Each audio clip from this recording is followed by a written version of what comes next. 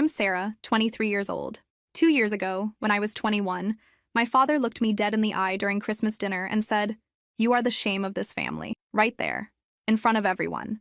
Aunts, uncles, cousins, grandparents, all watching as he destroyed me with 6 words. I didn't scream. I didn't break down. I just sat there, fork halfway to my mouth, gravy getting cold on my plate. But what happened next? Well, let's just say those words changed everything, and 2 years later, I'm sitting here as an international recording artist telling you this story. Where are you watching from today? Drop your location in the comments below and hit that like and subscribe button if you've ever felt completely humiliated by family. You'll definitely want to stick around for what happened next. So picture this perfect Christmas scene 2 years ago. The house smelled like pine needles and my mom's famous apple pie. Everyone was dressed in their holiday best, laughing, sharing stories, the whole Norman Rockwell fantasy. My cousin Jake had just announced his promotion at the accounting firm. My sister Emma was showing off her new engagement ring for what felt like the 100th time that evening. Everyone was so proud, so supportive, so encouraging. Then there was me, 21 years old, fresh out of college with my music degree, trying to figure out my next step. While everyone else had these concrete, respectable career paths, I was still chasing what my family considered an impossible dream. "Sarah's exploring her options," my mom said diplomatically when Uncle Frank asked about my job prospects. She was trying to protect me, bless her heart. But my father wasn't in a protective mood that night. He'd been quiet all evening, cutting his ham with unnecessary force. Every scrape of his knife against the plate made everyone slightly uncomfortable, but we all pretended not to notice. "What exactly are you exploring?" he asked, his voice deadly calm. I should have deflected, should have changed the subject. But I was young and tired of feeling like the family disappointment. "Actually, I've been looking into some music opportunities. There are talent competitions, open mic nights, places where real artists get discovered," and he set down his fork. Actually set it down. The clink against his plate echoed through the suddenly silent dining room. "Real artists." He repeated the words like they tasted bitter. "Let me get this straight. You spent 4 years in college, and now you want to waste that education singing in bars." The room went dead quiet. You could hear the Christmas music playing softly in the living room, something about peace and goodwill. The irony wasn't lost on me. "It's not wasting anything, Dad. Music is a hobby, Sarah. It's something people do for fun, not something they build a life around." My hands started trembling. I gripped my water glass tighter, hoping nobody would notice. "But I'm really good at it. My professor said." "Your professor said what you wanted to hear. That's what professors do." He stood up, throwing his napkin down like he was throwing down a challenge. "But the real world doesn't care about your feelings or your dreams." My cousin Jake tried to intervene. "Uncle Robert, maybe we could—" "No." My father held up his hand, his eyes never leaving my face. "She needs to hear this. We all need to stop pretending this is okay." He looked around the table, making eye contact with every single person there. 23 family members hanging on his every word. "You know what people say about you, Sarah? About our family?" My throat closed up. I couldn't speak, couldn't breathe. "They say we raised a dreamer. Someone who can't accept reality. Someone who thinks she's special just because she can carry a tune." The words hit like physical blows. I felt my face burning with shame and embarrassment. "You are the shame of this family.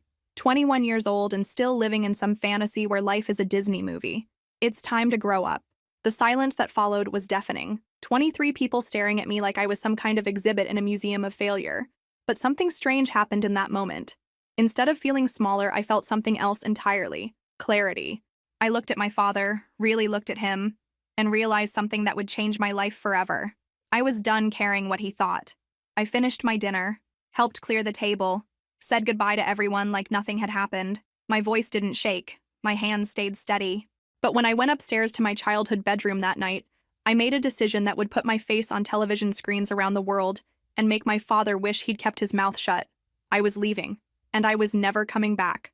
Not until I could prove that being called a shame was the best thing that ever happened to me. Now, 2 years later, as I'm about to embark on an international tour with my music playing in arenas around the world, I can tell you exactly how that decision changed everything. A few days after that Christmas dinner 2 years ago, I packed everything I owned into 2 suitcases. 21 years of life fit into 2 pieces of luggage. When you're the family disappointment, you don't accumulate much worth keeping. I was methodical about it. I waited until everyone went to bed, then carefully folded my clothes, packed my guitar, and gathered the few things that actually mattered to me. My mom found me loading my car in the driveway at dawn. "Where are you going, sweetheart?" she asked, pulling her robe tighter against the cold morning air. "Somewhere I can be a shame in peace," I told her. She flinched at my words, and part of me felt bad for being so harsh. But another part of me was done protecting everyone else's feelings when nobody had bothered to protect mine. "Sarah, your father didn't mean—" "Yes, he did." I slammed my trunk shut. "And you know what? I'm grateful he finally said it out loud." "What do you mean?" "I mean now I don't have to pretend anymore. I don't have to try to be the daughter he wants. I can just be me." I got in my car and rolled down the window for what I knew would be our last conversation for a very long time. "Tell Dad I said thanks for the motivation." I drove away without looking back. I couldn't afford to look back. If I saw my mom crying in the driveway, I might lose my nerve and stay. And staying would have killed the part of me that still believed in impossible dreams. Looking back now, I can see that drive was the first step toward everything that followed. I didn't know where I was going. I had some money saved from part-time jobs during college, enough to survive for a few weeks if I was careful. The city was 2 hours away, big enough to disappear in, full of opportunities for someone willing to work hard and dream bigger than their circumstances. I found a cheap motel for the first few nights while I figured out my next move. The room smelled like cigarettes and disappointment, but it was mine. Nobody could tell me I was being unrealistic or chasing fantasies. Finding work was harder than I expected. Restaurants wanted experience I didn't have. Retail stores were looking for people who could work flexible schedules, but I needed something stable to pay rent. After a week of rejections, I finally found a job waiting tables at a small diner on the outskirts of downtown. The pay was terrible, but the owner, Mel, was kind and didn't ask too many questions about why a college graduate was desperate for work. "You running from something, honey?" she asked during my interview. "Running toward something," I corrected. She smiled. "Good answer. You start tomorrow."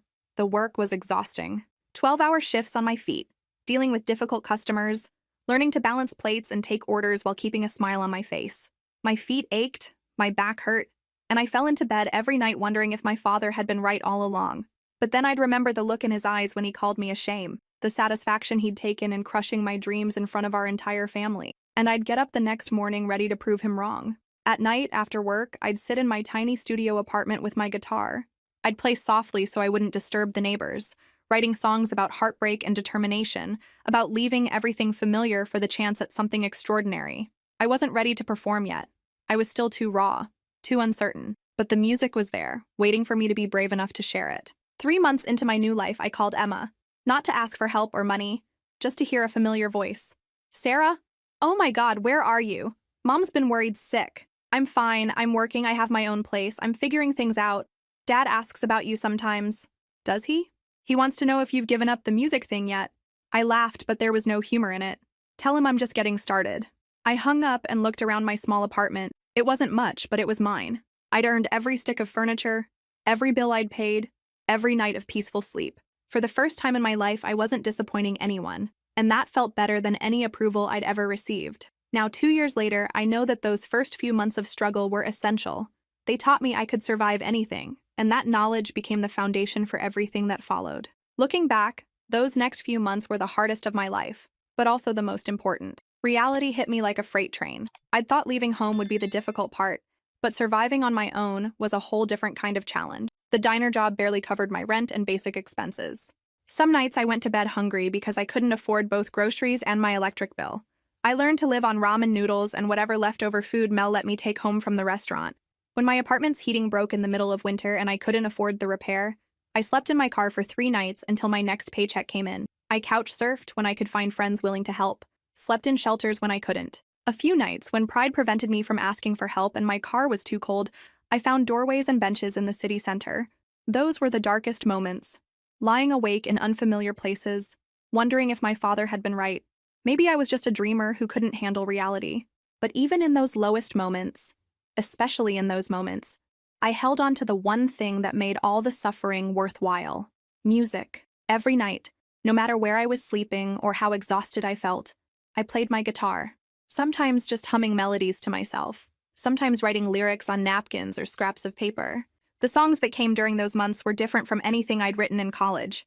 They had weight, pain, truth. They were born from real struggle, not imagined heartbreak. I worked every job I could find. Waitressing at the diner during the day, cleaning office buildings at night, stocking shelves at a grocery store on weekends.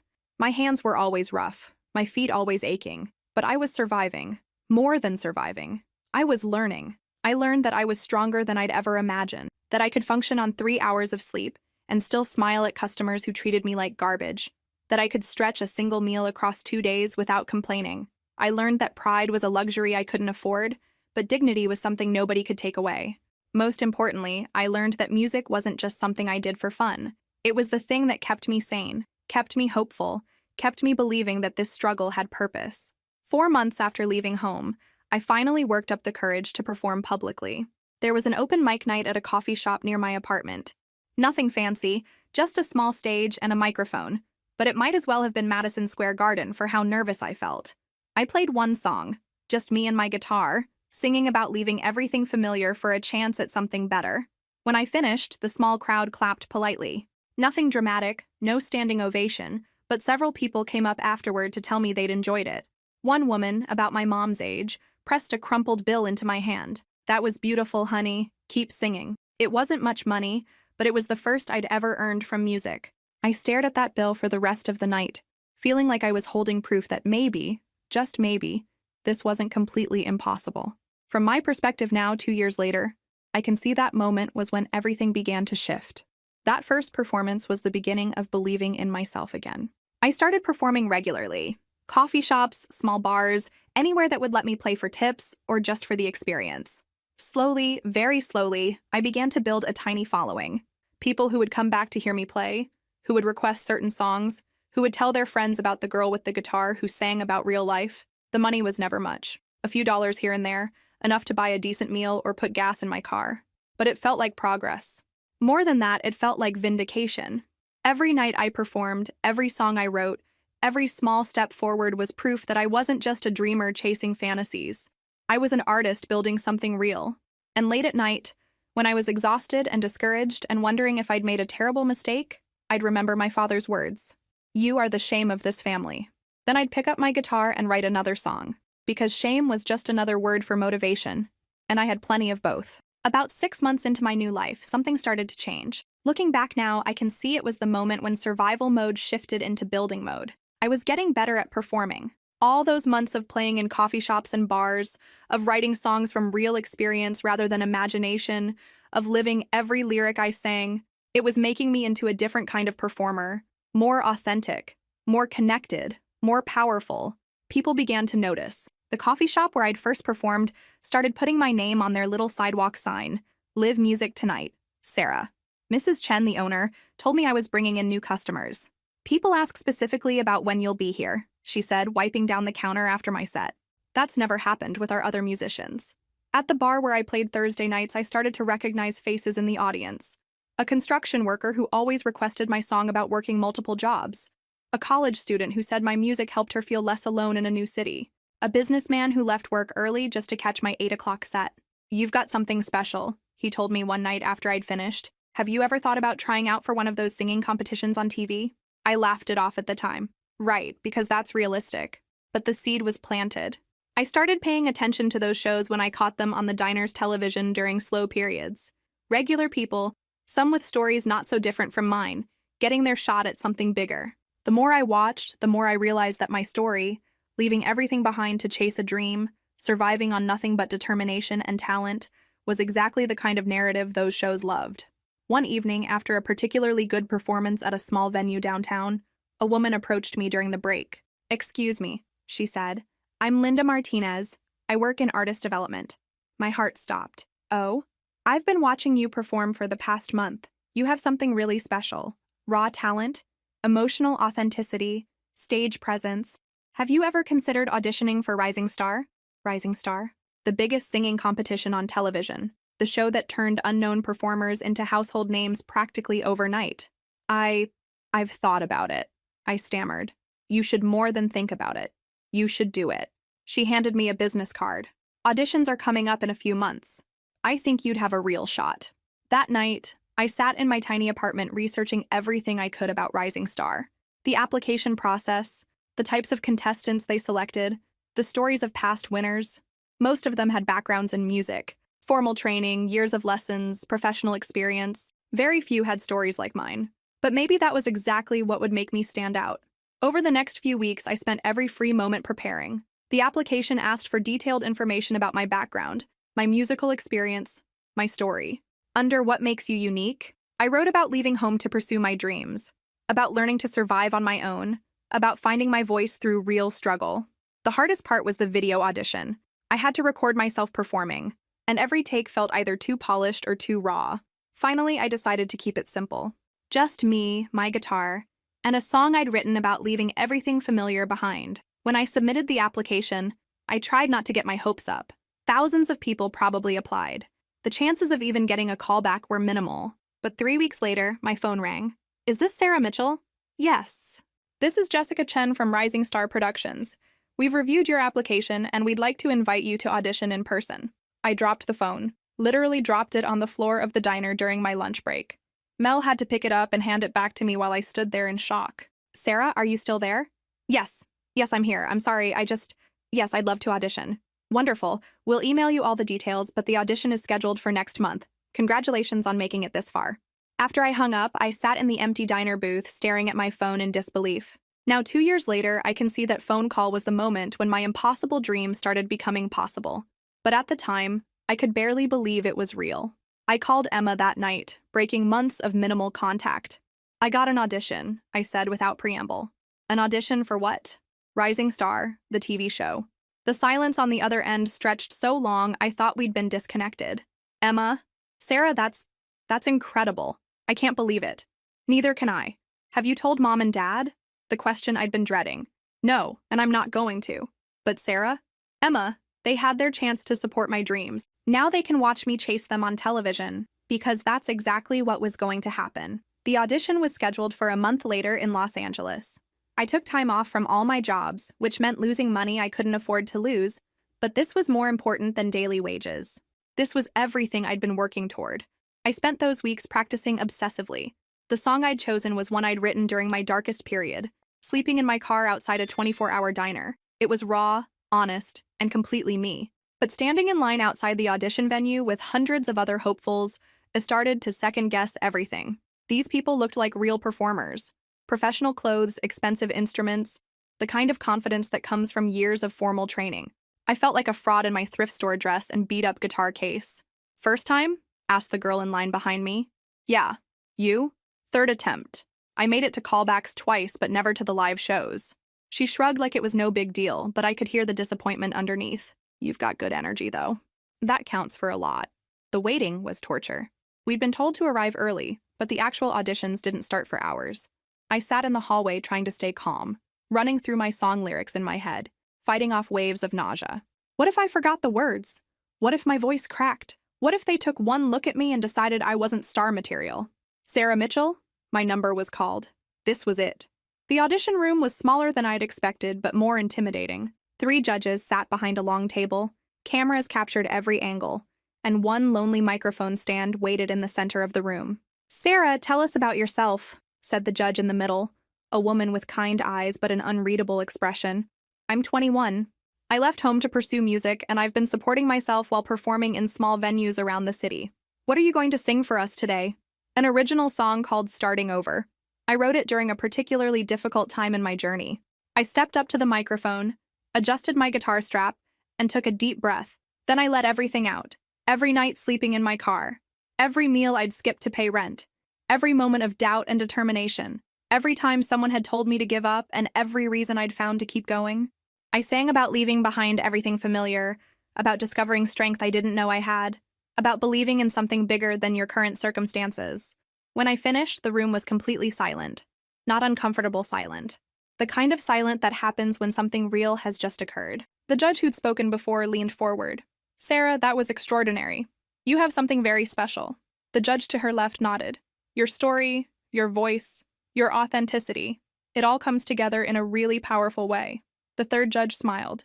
We'll be in touch very soon. I walked out of that room knowing something fundamental had changed. I could feel it in the way the production assistants looked at me, in the energy of the other contestants still waiting their turn. 3 days later, my phone rang. Sarah, this is Jessica from Rising Star Productions. Congratulations. You've been selected to move forward to the next round. The next round meant traveling back to Los Angeles for an extended period. It meant being away from my jobs for weeks. It meant risking the small stability I'd built for the chance at something enormous. The show will cover all your expenses while you're here, Jessica continued. Travel, accommodation, meals, everything. For the first time in months, I wouldn't have to worry about money or where I was sleeping or when I'd eat next. Now, looking back 2 years later, I can see that phone call was the moment my life truly began to change. I was about to step onto the biggest stage of my life and prove that sometimes the people who call you a shame are just afraid of how bright you might shine. I quit my jobs that day. All of them. Mel hugged me and made me promise to mention the diner when I became famous. Mrs. Chen made me a farewell coffee and wrote "Future Star" on the cup. As I packed my few belongings for what would become the journey of a lifetime, I thought about calling my parents. Part of me wanted to share this moment, to hear pride in their voices instead of disappointment. But I didn't call. They'd made their choice that Christmas night. Now I was making mine. I was going to prove them wrong on national television. And looking back now, I can tell you I enjoyed every second of it.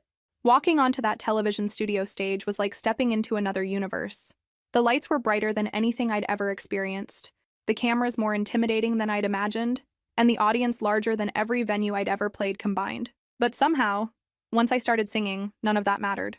The song I'd chosen for my first televised performance was "Starting Over," the same one from my audition. The producers had suggested I try something more recognizable, a cover that audiences would immediately connect with. I'd politely declined. "This song is my story," I told them.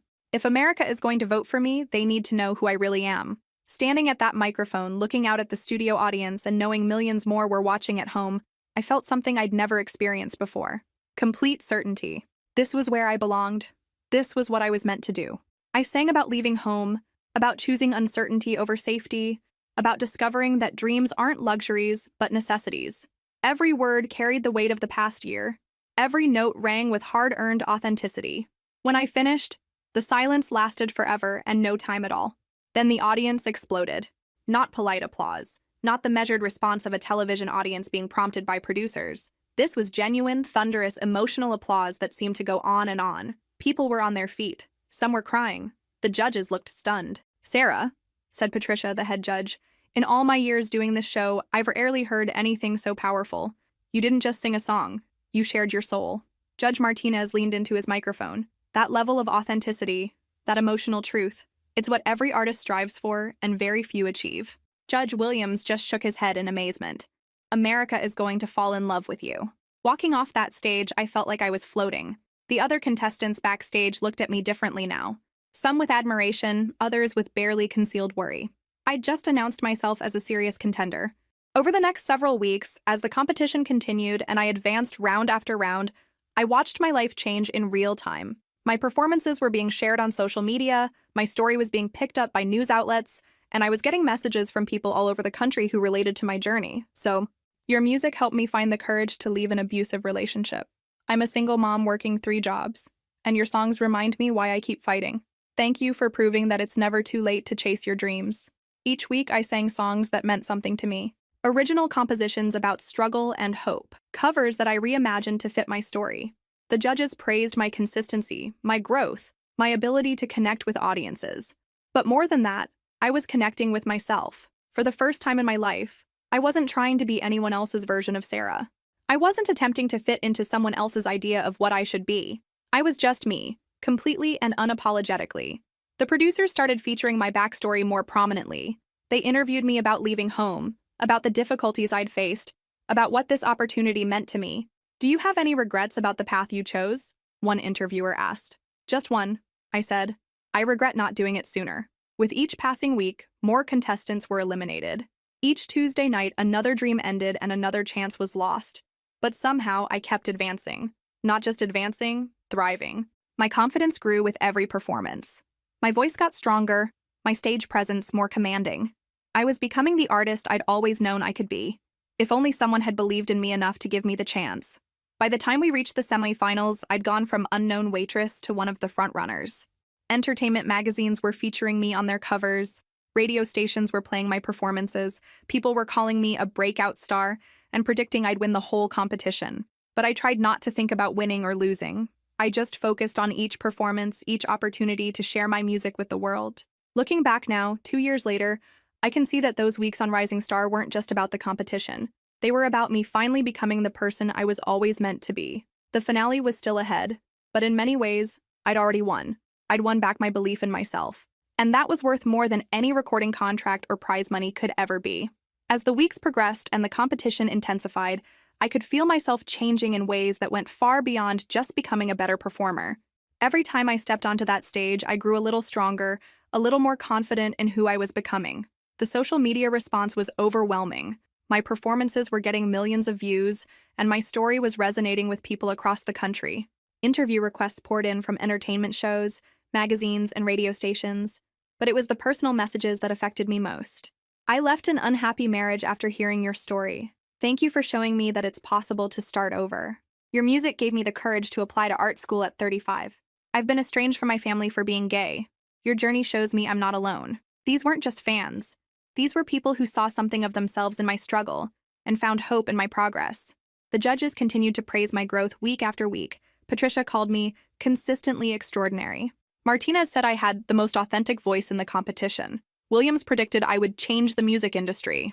But the comment that meant the most came from a guest mentor, a Grammy-winning songwriter who'd worked with some of the biggest names in music. Sarah, most artists spend years trying to find their voice, their unique perspective. You've already found yours through lived experience.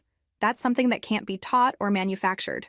As we approached the finals, I realized something that surprised me. I wasn't nervous about winning or losing anymore. I was nervous about something else entirely. I was nervous about what came after, regardless of the outcome. 3 contestants remained. Myself, a classically trained opera singer named Michael, and a country artist named Katie who'd been performing since she was 12. All of us deserved to win. All of us had worked incredibly hard to get here, but I knew in my heart that this was my moment. The final performance round let us choose any song we wanted, original or cover, any genre, any style. It was our chance to show America exactly who we were as artists.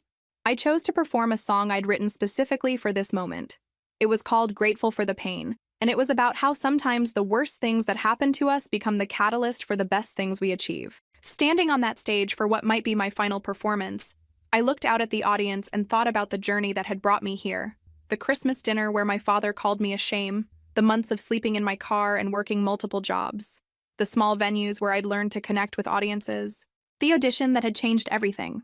Every single step had been necessary. Every moment of doubt and determination had led to this. I sang about gratitude, not the easy kind that comes when everything goes your way, but the harder kind that emerges when you realize your struggles have shaped you into someone stronger than you ever knew you could be. When I finished, the audience was on their feet before the last note faded. The judges were wiping away tears. Even the other contestants were applauding with genuine enthusiasm. Sarah, Patricia said, her voice thick with emotion, that wasn't just a performance.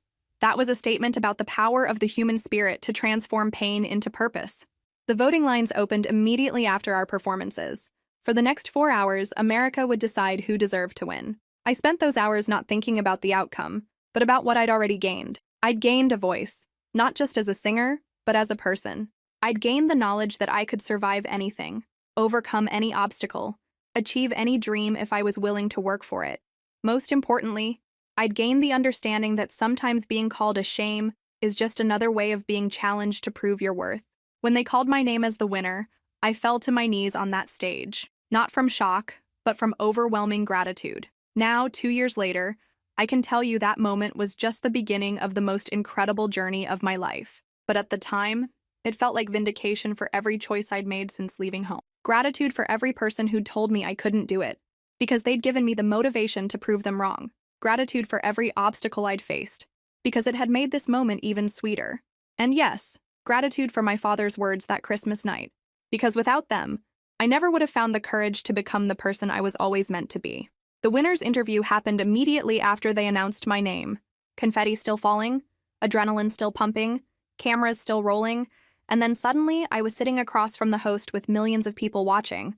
Looking back now, 2 years later, I can see that this interview changed everything. Not just for me, but for my family and everyone who heard my story. Sarah, you've just won Rising Star. How does it feel? Surreal, overwhelming, perfect. I laughed, wiping tears from my eyes.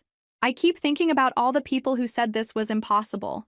Speaking of people in your life, we noticed your family isn't here tonight to celebrate with you. Can you tell us about that? This was the moment I'd been unconsciously preparing for since the day I left home. The moment when I would finally tell the truth about why I was here alone. My family and I have a complicated relationship, I said, choosing my words carefully at first. They didn't support my decision to pursue music. Can you elaborate on that?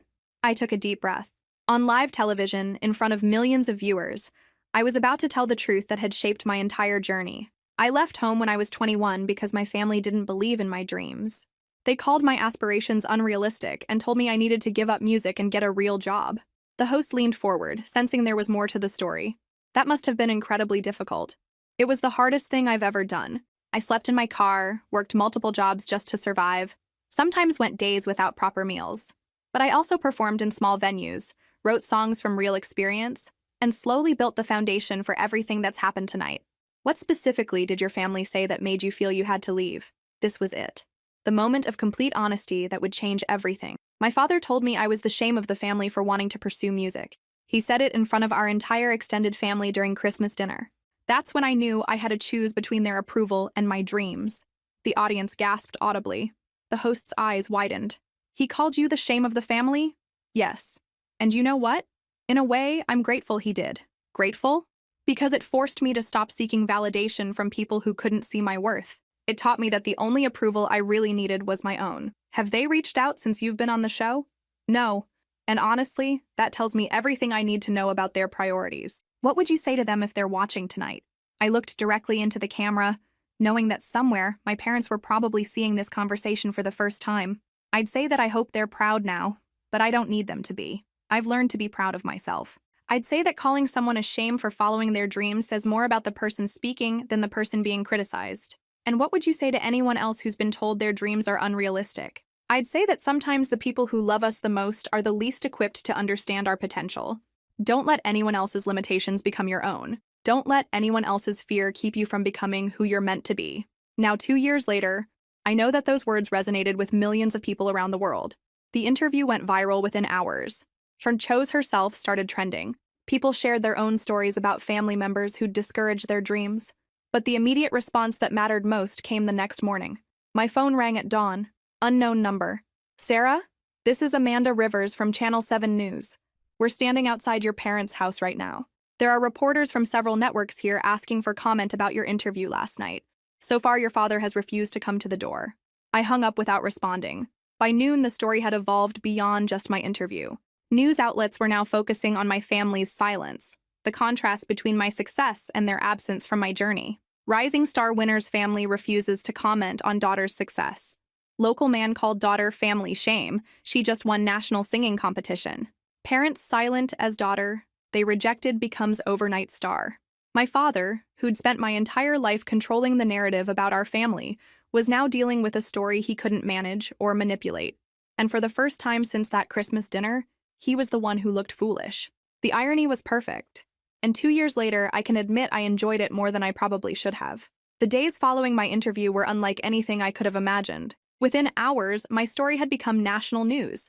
And by the end of the week, it had sparked conversations about family dynamics, dreams, and the courage to choose yourself. Looking back now, I can see how quickly everything spiraled beyond my family's control. News vans lined up outside my parents' house by the second day.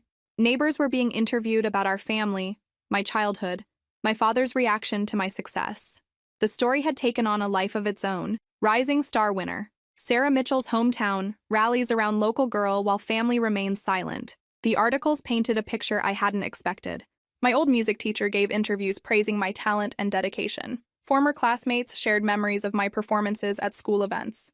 Local businesses put up signs congratulating me. But the silence from my family grew louder with each passing day. My new management team was fielding dozens of interview requests specifically about the family situation. This story has become bigger than just your singing competition victory, my publicist explained during our first meeting. People are invested in the family drama now. I don't want this to be all about my family, I told them. I want it to be about the music, about inspiring other people to chase their dreams. We understand that, but we also need to be prepared for how this develops. Your family might decide to respond publicly. That possibility hadn't occurred to me. What if my parents decided to give their side of the story? What if they tried to make me look like an ungrateful daughter who'd abandoned her family for fame? But days passed, and my family remained silent. No interviews, no statements, no attempts to explain or defend their position. They were letting my version of events stand unchallenged, which spoke louder than any defense they could have offered. Meanwhile, my life was changing at lightning speed. Record label meetings, photo shoots, appearances on major talk shows. I was being introduced as Sarah Mitchell, the rising star winner who overcame family rejection to achieve her dreams. During one radio interview that went viral, the host asked me directly, "Do you think your father regrets his words now?" "I think my father is probably experiencing some consequences he didn't anticipate," I said. "But regret isn't the same as understanding why his words were harmful in the first place. Would you consider reconciling if he apologized?" "I'd consider listening if he apologized. But words are easy. Change is harder. I'd need to see evidence that he actually understood the damage he caused, not just that he was sorry for the consequences." That interview clip was shared millions of times. The phrase, "words are easy, change is harder," became a social media phenomenon, appearing on posts about toxic relationships, family boundaries, and personal growth. I was accidentally becoming a spokesperson for people who'd been rejected by their families for being different, for dreaming bigger, for refusing to accept limitations others tried to place on them. 3 weeks after my victory, I was having breakfast at my hotel when I received a call that changed everything again. "Sarah, this is Emma, my sister, the first family member to reach out since my story became national news. Hi, Emma. I've been watching everything unfold, and I need to apologize." Now, 2 years later, I can see that this phone call was the beginning of slowly rebuilding what had been broken. But at the time, I wasn't sure I was ready. For what? For not standing up for you that Christmas night? For letting Dad say those things without defending you? For not supporting your dreams when you needed support most? Her voice was thick with emotion, and I could tell she was crying. "Emma, no, let me finish. I was a coward. I was so used to Dad's approval, so afraid of losing it, that I stayed silent while he hurt you. And I've regretted it every day since you left. Why are you calling now? Because I'm famous? I'm calling now because I finally found the courage to do what I should have done 2 years ago. And because watching you succeed despite everything we put you through has made me realize how strong you really are." That conversation lasted for over an hour. We talked about the past, about regret, about the possibility of rebuilding trust. It was the first step toward healing, though I didn't know it at the time. But my parents still hadn't reached out. And as the media attention continued to grow, I wondered if they ever would. The girl who had left home 2 years ago would have been devastated by their continued silence. The woman I'd become understood that some people need to hit rock bottom before they're ready to climb back up. I was prepared to wait and see which version of my parents would eventually emerge. 2 months after my rising star victory, the media attention around my family situation reached a tipping point that forced everything into the open. I was in the studio working on my debut album when my manager called with news that would change everything again. "Sarah, you need to see this. Your mother just gave an interview." I stopped mid-recording. "She did what?" "She's on television right now, Channel 7 News, talking about you, about the family situation, about everything that happened." Now, 2 years later, I can see that my mother's decision to speak publicly was the moment when healing became possible. But at the time, I was terrified of what she might say. I asked them to turn on the newsfeed in the studio. There on the screen was my mother, sitting in our old living room, looking older and more fragile than I remembered. Her eyes were red from crying, and she was clutching a tissue in her hands. "I need to say something about my daughter Sarah," she was saying to the reporter, "about what happened and how I failed her as a mother." I turned up the volume, my heart racing. Sarah was always special. From the time she was little, she had this incredible voice, this natural talent that just seemed to pour out of her. She would sing around the house, perform for us, write little songs. It was clear she had a gift. The reporter nodded encouragingly. "But your husband didn't support her musical aspirations?" My mother's face crumpled slightly. Robert was afraid. He'd seen so many people try to make it in entertainment and fail. He thought he was protecting her by pushing her towards something more stable, more guaranteed. "And you? What did you think?" "I thought she was extraordinary. I knew she had the talent to succeed. But She paused, struggling with the words. "I was a coward. I should have stood up to my husband. I should have defended my daughter's dreams. Instead, I stayed silent and let him say terrible things to her." "Can you tell us about that Christmas dinner?" My mother took a shaky breath. "It was awful." Robert was frustrated because Sarah kept talking about music instead of getting what he considered a real job. When she mentioned wanting to audition for competitions, he lost his temper. "What exactly did he say?" "He said she was the shame of the family, in front of everyone. Aunts, uncles, cousins, grandparents. He humiliated her in the worst possible way." The reporter leaned forward. How did Sarah react? She didn't scream or cry or storm out like most people would have. She just finished her dinner and went to her room. 3 days later, she was gone. She left a note saying she was going to prove him wrong. "Have you been in contact with her since?" "No. And that's my biggest regret. I should have called her the day she left. I should have apologized immediately. Instead, I let my fear of confronting my husband keep me from reaching out to my daughter. What do you think of her success now? My mother's voice broke completely. I'm so proud I can barely breathe. Watching her win that competition, hearing her tell her story, seeing how she's inspired people all over the country. It's everything I always knew she was capable of. Do you want to reconcile with Sarah? More than anything. But I know I don't deserve it. I failed her when she needed me most. I chose keeping peace in my marriage over protecting my daughter's dreams and her heart. What would you say to her if she's watching? My mother looked directly into the camera, tears streaming down her face. Sarah, if you're watching this, I want you to know that I'm sorry. I'm sorry I didn't defend you. I'm sorry I let your father's fear become my silence. I'm sorry I wasn't the mother you deserved. She paused, wiping her eyes. I've watched every performance, every interview. I've been so proud of you, and I've missed you every single day since you left. I know I don't have the right to ask for forgiveness, but I hope someday you might let me back into your life. And what about your husband? What does he think of Sarah's success? My mother's expression hardened slightly. Robert is dealing with his own feelings about what happened, but this interview is about my failures, not his. I need to take responsibility for my own choices.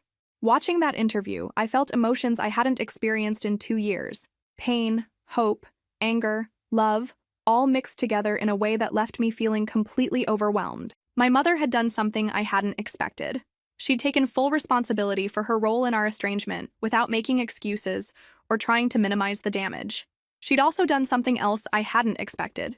She'd publicly acknowledged my talent and success in a way she'd never done privately. For the first time since leaving home, I felt like maybe there was a path back to at least one of my parents. Emma called me within the hour. Did you see it? I saw it. What do you think? I think I'd like to talk to her. Really? Really. But not publicly. Not as some media spectacle, just a conversation between a mother and daughter who need to figure out if they can find their way back to each other. Now, 2 years later, I can tell you that phone call was the beginning of something beautiful. But at the time, it felt like the scariest leap of faith I'd ever taken. Even scarier than leaving home in the first place. The meeting with my mother was arranged for the following week. Emma coordinated everything, ensuring complete privacy at a small rehearsal studio where I'd been working on new material. Looking back now, 2 years later, I can see that this conversation changed not just my relationship with my mother, but my understanding of forgiveness itself. I arrived early, partly to prepare myself emotionally, and partly because I needed the familiar comfort of being surrounded by music. When my mother walked through the door, I was struck by how much she'd aged. The stress of the past months, the weight of regret, and the public scrutiny had taken a visible toll. But when she saw me, her face lit up with a joy so pure and overwhelming that I almost started crying immediately. "Sarah," she whispered. And then she was across the room, pulling me into a hug that felt like coming home and saying goodbye at the same time. We held each other for a long moment, both of us crying, both of us trying to process the enormity of this reunion. "You look so beautiful," she said, pulling back to study my face. "So strong, so confident. You've become everything I always knew you could be." "Mom, no, let me say this first. I watched your interview, and I was so proud of how you handled those questions. The grace, the maturity, the way you refused to let anyone make you bitter. That's not something I taught you. That's something you found in yourself." We sat down facing each other, preparing for what we both knew would be the most important conversation of our lives. "I meant everything I said in that interview," she continued. "I failed you as a mother. I let fear and cowardice keep me from protecting you when you needed protection most." "Why didn't you stand up to him?" I asked, the question that had haunted me for 2 years. "Because I was scared. Scared of conflict, scared of rocking the boat, scared of admitting that my husband could be cruel." She looked down at her hands. I'd spent so many years keeping peace that I forgot sometimes peace isn't worth keeping if it costs your child their sense of worth. We talked for hours. About my childhood. About the dreams I'd had that she'd watched him crush. About the night I left and how she'd stood at the window watching my taillights disappear. "I wanted to call you so many times," she said. "I'd pick up the phone and dial half your number, then hang up because I didn't know what to say. You could have said you were sorry. You could have said you believed in me. I was afraid you'd hang up on me. I was afraid I'd lost the right to be your mother." "You never lost the right, Mom. You just stopped exercising it." That seemed to hit her hard. She was quiet for a long moment. "What can I do now? How can I earn back what I threw away?" "I don't need you to earn anything back. I need you to understand that I'm not the same person who left home. I've built a life, a career, a sense of self that doesn't depend on family approval. I can't go back to being the daughter who needed your validation to feel worthy. I don't want you to go back. I want to know the woman you've become. And what about Dad? Her expression grew complicated. Your father is struggling. The media attention, the way people in town are talking about him, the business consequences. He's dealing with a lot of regret. Has he asked you to convince me to forgive him? No. Actually, he said he doesn't deserve your forgiveness and wouldn't blame you if you never spoke to him again. That surprised me. It was the first sign of genuine remorse rather than self-pity. We spent the rest of the afternoon talking about lighter things.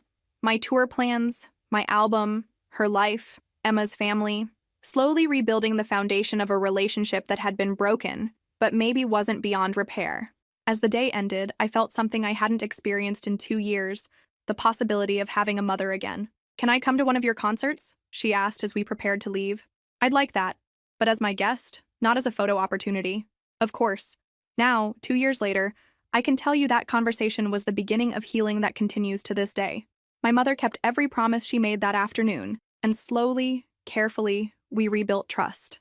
But my father still hadn't reached out, and I was beginning to understand that some apologies take longer to arrive than others. The important thing was that I was no longer waiting for them to feel complete. I'd learned to be whole on my own. 6 months after my reconciliation with my mother, I was performing at a sold-out arena in front of 20,000 people, looking out at a sea of faces singing along to songs I'd written about pain and healing and the complicated journey back to yourself. Now, 2 years after that Christmas dinner that changed everything, I can tell you this is exactly where I always dreamed of being. In the VIP section, I could see my mother and Emma, both beaming with pride.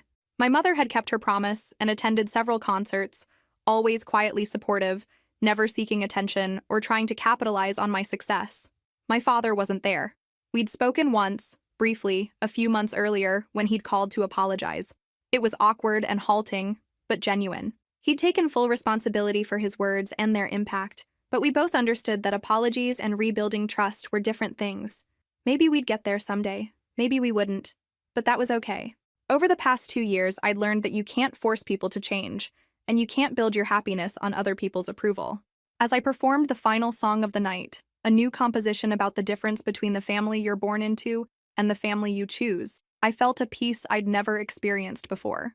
I was exactly where I belonged, doing exactly what I was meant to do, surrounded by people who appreciated my art and understood my journey. In the crowd, I could see faces of people who'd been inspired by my story to chase their own dreams, to leave toxic situations, to believe in themselves when nobody else would. My album had debuted at #1. I'd been nominated for major awards. I'd been invited to perform at venues I'd only dreamed of seeing as a child. But the achievement I was proudest of wasn't any of those things. It was the moment I'd learned to approve of myself. After the show, backstage in my dressing room, I thought about that Christmas night 2 years ago, about the girl who'd sat at that table, desperate for approval from people who couldn't see her value. That girl was gone. In her place was a woman who knew exactly what she was worth. My phone buzzed with a text from Mel, the diner owner who'd given me my first job when I was desperate and alone. "Saw you on TV tonight, honey. Always knew you'd make it big. The coffee's on the house next time you're in town." I smiled, remembering the woman who'd believed in me when I couldn't believe in myself. That's when I realized something that put everything into perspective. My father had called me the shame of the family that Christmas night, thinking he was ending my delusions. Instead, he'd given me the greatest gift possible, the motivation to prove that dreams aren't shameful. They're just dreams that haven't happened yet. Standing in that dressing room, looking at photos from the concert, reading messages from fans who'd found courage in my story, I knew that sometimes the best thing your family can do for you is force you to save yourself. Because the person you become when you choose yourself over their approval is always stronger than the person you would have been if you'd stayed small to make them comfortable. My mother knocked on the dressing room door. "Sarah? That was absolutely incredible." "Thanks, Mom. I'm glad you were here to see it." I wouldn't have missed it for the world. As we hugged goodbye, I felt grateful for the journey that had brought us back to each other. Not the old relationship built on my need for approval, but a new one built on mutual respect. Walking to my car that night, I thought about the girl who'd packed everything into 2 suitcases and driven away from the only life she'd ever known. She'd been brave, but she hadn't known how brave. She'd been strong, but she hadn't known how strong. She'd been talented, but she hadn't known how far that talent could take her. 2 years later, performing for audiences around the world, I finally understood what she'd been trying to tell everyone who doubted her. Dreams aren't luxuries, they're necessities. And sometimes, The people who try to shame you for having them are just afraid of how bright you might shine. If this story resonated with you, make sure to like and subscribe. And remember, your dreams are never too big, and you're never too old to start over. Sometimes you just need the courage to disappoint the right people. Trust me, it's worth it. Looking back now, 2 years after my father called me the shame of the family, I can honestly say those were the 6 most important words anyone ever said to me, because they forced me to prove that shame is just fear wearing a disguise. And I'm not afraid anymore.